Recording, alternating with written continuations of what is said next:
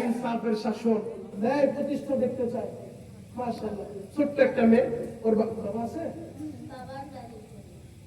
দাদি আছে না মারা গেছে? ছোট্ট একটা মেয়ে, এই ছোট্ট একটা মেয়ে, ওর মা দুনিয়ায় নাই, মার কথা স্মরণ করে হয়তো বাবা 500 টাকা দিয়ে পাঠাইছে। আল্লাহ এই মেয়েটার মার কবরটা জান্নাতের বাগান বানায় দেন।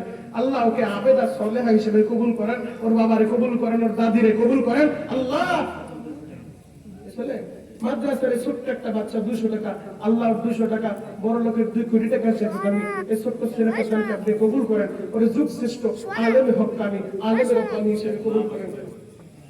আমার এক মা নগদ 500 টাকা পাঠাইতে, সকলে বলেন মারহাবা। আল্লাহ মাদানকে কবুল করেন, জানামাল বরকত দেন, তাকে আবেদা সলেহা বানায় দেন। আল্লাহ যারা আমি গুনাহগারের হাতে দান করলো, এদের সবাইকে একবার হলো মক্কা মদিনা দেখা নসিব করে দেন। একবার হলো যেন এরা এই সেই খানায় কাবা বাইতুল্লাহ তওয়াফ করতে পারে। একবার হলো যেন আরাফার ময়দানে খোলা আসমানের নিচে দাঁড়ায় দোয়া করতে পারে। একবার হলো যেন সাফা মারওয়ায় সাই করতে পারে।